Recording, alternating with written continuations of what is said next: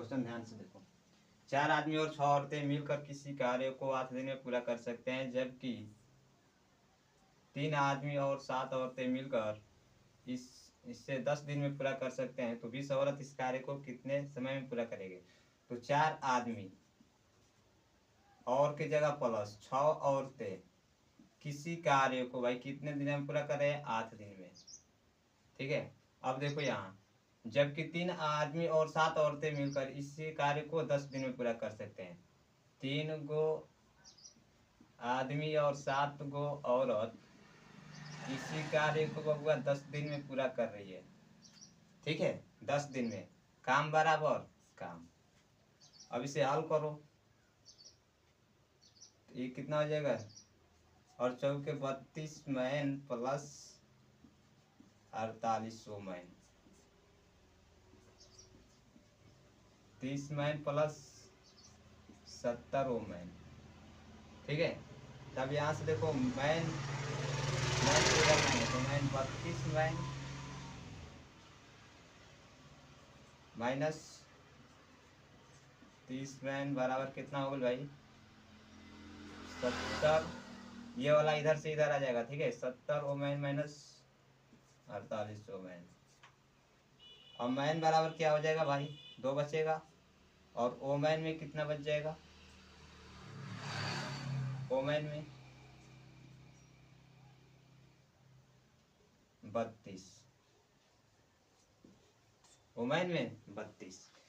इतना तो समझ में आ गया। अब यहाँ से एक चीज केवल ध्यान देना है भाई, सिर्फ एक बात केवल ध्यान में रखना है।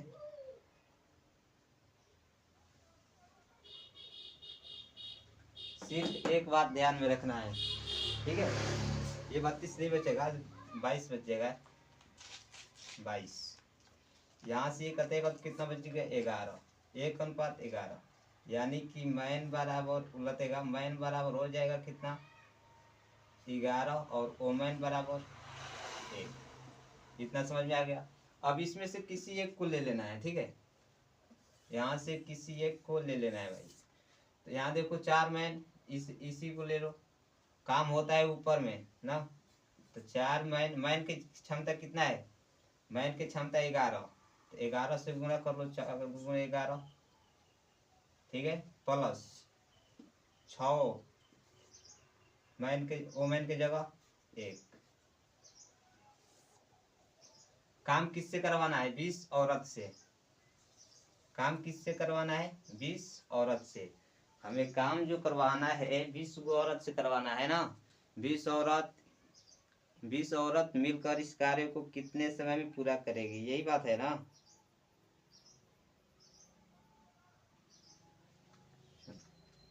बीस औरत मिलकर इस कार्य को कितने समय में पूरा करेगी?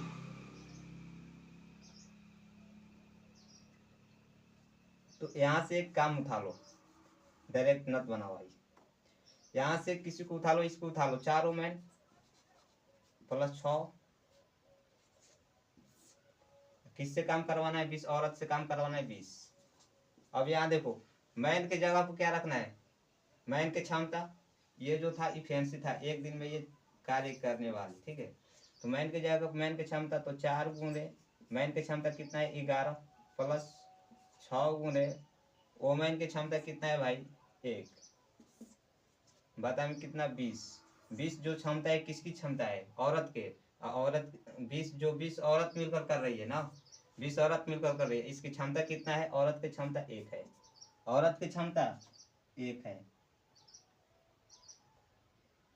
औरत की क्षमता जो है 1 है।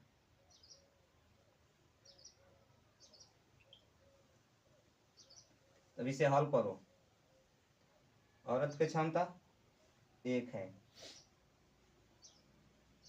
ये कार्य कितना दिन में कर रहा है? 8 दिन में ना। यहाँ भी 8 और यहाँ भी। अब ध्यान से देखो, अब इसे गुना करेंगे, कितना होगा भाई?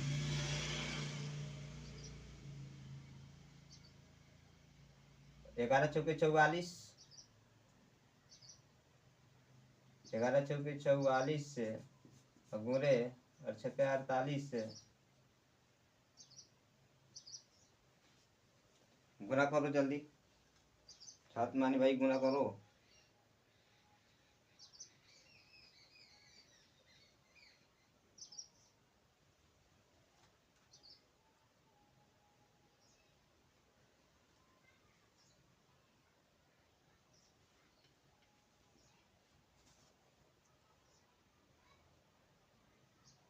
तो डायरेक्ट गुना मत करो।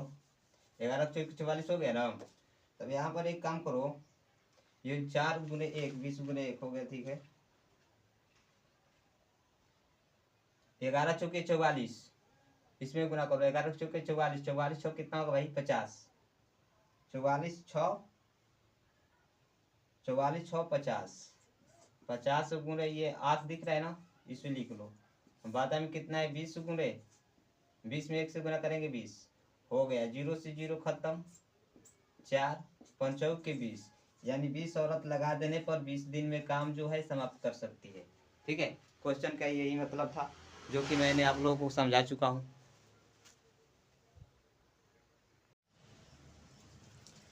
भाई क्वेश्चन को थोड़ा क्वालिटी में देखिएगा, ठीक है। 360 के आसपास क्वेश्चन देखो। एक कार्य को 1/5 भाग 5 दिन में समाप्त करता है, बी इस कार्य का 3/5 भाग 9 दिन में समाप्त करता है, तथा सी इस कार्य का 2/3 भाग 8 दिन में समाप्त कर सकता है। तीनों मिलकर इस कार्य को कितने दिन में समाप्त करेगा, ठीक है। तीनों मिलकर इस कार्य को कितने दिन में समाप्त करेगा। तो जो लोग अभी तक से हमारे चैनल को सब्सक्राइब नहीं किए हैं, वो हमारे चैनल को सब्सक्राइब कर ले, ठीक है। जी हाँ दोस्तों, ध्यान से क्वेश्चन देखो। ए यानी कि यहाँ से क्वेश्चन को हम क्या करेंगे, एक कार्य को 1/5 भाग 5 दिन में समाप्त कर सकता है। तो जो भाई ये नीचे वाला दिख रहा है ना 1/2, यानी कि 1/2 का मतलब आधा। तो 5 दिन में आधा काम कर रहा है, तो 10 दिन में पूरा काम करेगा, ठीक है। तब यहाँ से देखो, ए का काम उलट देंगे, यहाँ से ए 1/2 है तो 2 को ऊपर करेंगे उलट के, ठीक है। 2 को ऊपर करो और 1 को नीचे 5 से गुना, यानी कि 5 दूनी के 10 दिन। एक काम कितना दिन में करेगा 10 दिन में। अब देखो बी को भी उलटेंगे, 3/5 भाग 9 दिन में समाप्त करता है, सबको उलट लेंगे, ठीक है। तो यहाँ से जब इसे उलटेंगे तो 5 ऊपर जाएगा और 3 नीचे, तो 5 ऊपर गया और 3 नीचे, गुना में कितना है भाई 9, तितली के 9, यहाँ को 25 15, बी कितना दिन काम करेगा 9 दिन। बी का काम का भाग कितना हुआ 9 दिन। अब आओ सी के बारे में, तो सी को देखते हैं।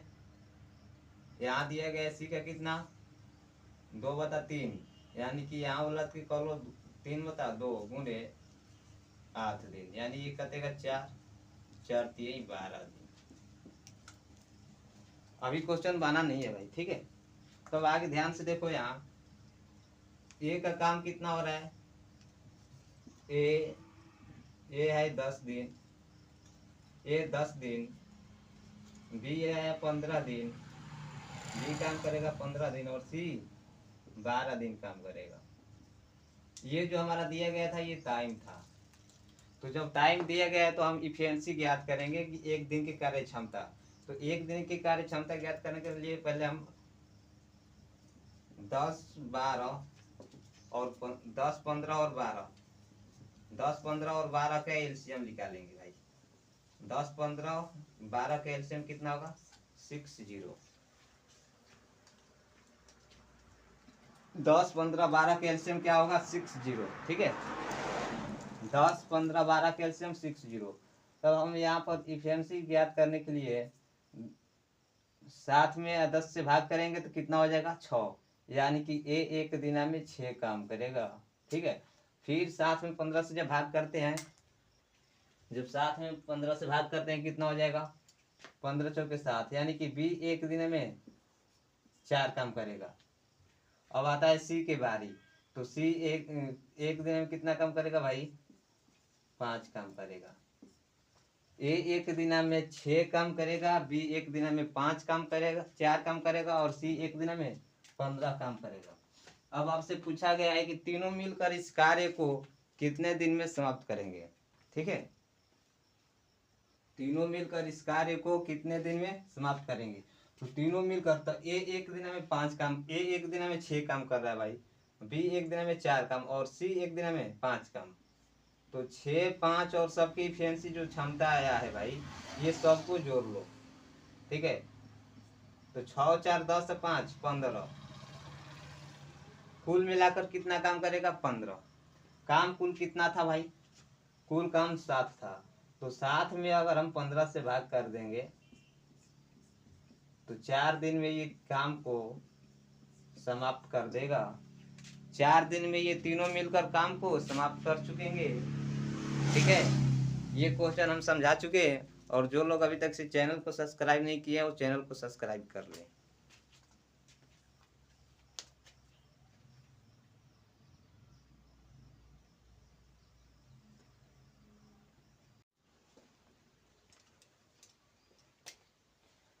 क्वेश्चन को ध्यान से एक बार पढ़ो, इसके बाद समझो, ठीक है।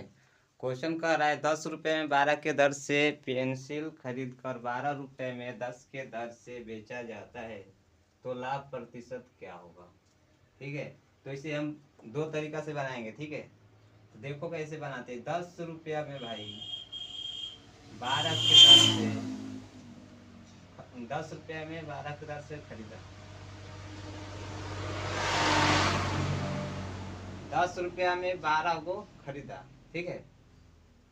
अब फिर 12 रुपये में, देखो 12 रुपये में 10 के दर से बेच देता है, यानी 12 रुपया में 10 के दर से बेच देता है, बेचा। अब देखो खरीदा है 10 रुपया में लेकिन बेचा है 12 रुपया में। खरीदा 10 रुपया में और बेचा 12 रुपया में। तो 10 और 12 का एलसीएम ले लो भाई। 10, 12 का एलसीएम 60। 60 में 10 का भाग कर लो, कितना हो जाएगा? 6। और इधर जब भाग करेंगे कितना होगा? 5। यहाँ क्लियर। अब यहाँ ध्यान से देखो, इसमें गुणा करेंगे यहाँ से 12 छक्के 72, नीचे वाला में नीचे से नीचे वाला में और ऊपर वाला से ऊपर वाला में, ठीक है। ये हो जाएगा 10 पचे 50। अब ये समझो कि 50 रुपया में खरीदा था और 72 रुपया में बेच दिया, तो लाभ कितना हुआ भाई? लाभ कितना हुआ? 22 रुपया।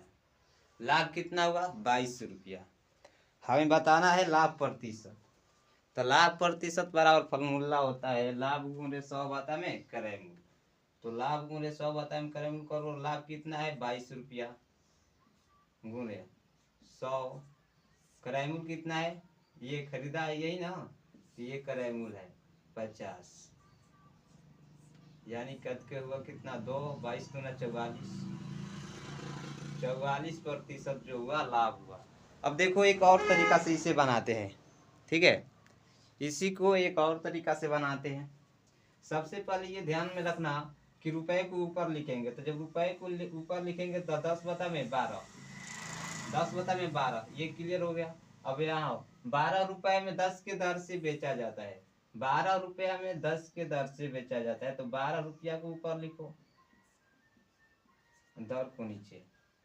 अब देखो 10 और 12 की जब एलसीएम लेंगे तो कितना हुआ था? 60। और यहाँ भी 60। क्लियर। गुणा क्यों किए हैं? नीचे वालों के कटाने के लिए। तो ये अब कट जाएगा, देखो ये हो जाएगा कितना? 12 पचे 7, 5 और 6 हो गया।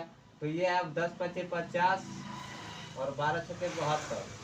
ये जो था हमारा सूची था और ये जो था एसपी, यानी ये क्रय मूल्य और ये विक्रय मूल्य, ये क्रय मूल्य और विक्रय मूल्य, ये दोनों में अंतर कितना का आया भाई? ये दोनों में अंतर आया 22 का। तो लाभ प्रतिशत बराबर क्या हुआ? लाभ गुणे 100 बता में क्रय मूल्य 50, 44%। यानी दोनों में बात हमारा वही हुआ, ठीक है। दोनों में वही बात आया। तो दोनों में से हम किसी भी तरीका से बना सकते हैं, लेकिन सबसे अच्छा है दूसरा तरीका, ठीक है।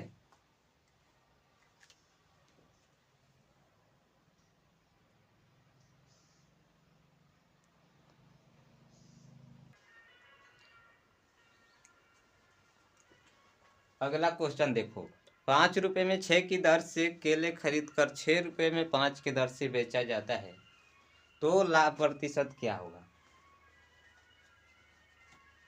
तो हम लोग दूसरे नियम से बना लेंगे। सबसे पहले रुपए के ऊपर 5 रुपए में 6 की दर से केले खरीद कर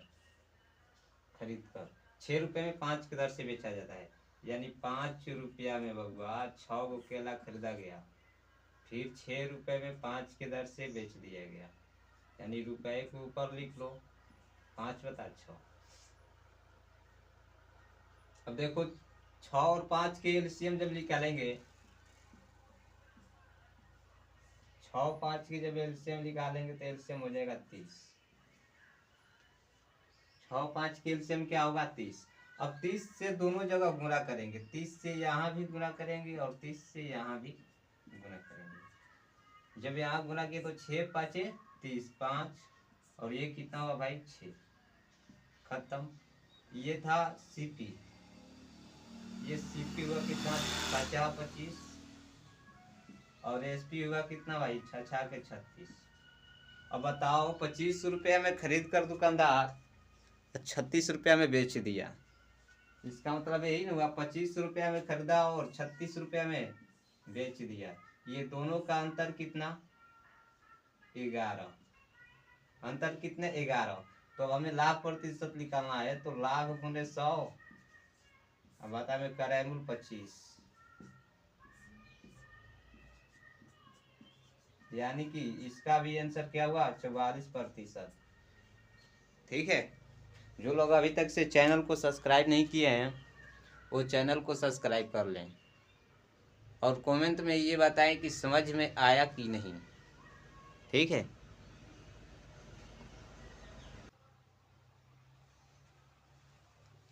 अगला क्वेश्चन ध्यान से देखो। एक रेडियो का मूल्य 800 रुपया है। एक रेडियो का मूल्य 800 रुपया है, तो 10% लाभ पर विक्रय मूल्य क्या होगा। एक रेडियो का मूल्य 800 रुपया है, तो 10% लाभ पर विक्रय मूल्य क्या होगा। ठीक है, क्वेश्चन साफ सुथरा दिख रहा है। जो लोग अभी तक से चैनल को सब्सक्राइब नहीं किया है वो चैनल को सब्सक्राइब कर लें।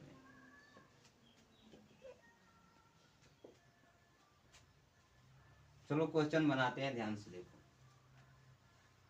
यानी कि सीपी कितना हुआ भाई,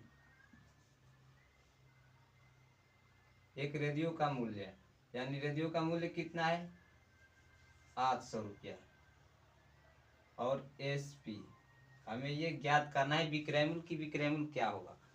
तो विक्रय मूल्य में बात ये कहा जा रहा है कि 10% लाभ पर बेचा जा रहा है, तो 10% लाभ का मतलब होता है 110/100, 110/100, यानी 1 0 से 1 0 खत्म, क्या बचा भाई 10/11। तो जब भी हम विक्रय मूल्य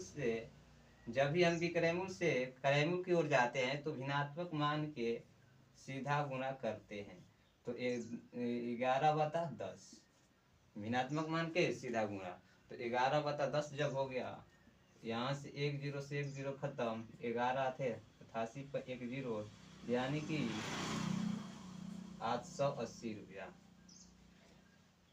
एक रेडियो का मूल्य 800 रुपया है, तो 10% लाभ पर विक्रय मूल्य क्या होगा, तो 880 रुपया होगा। यही क्वेश्चन का सही आंसर। ठीक है, चैनल को सब्सक्राइब कर लो भाई लोग।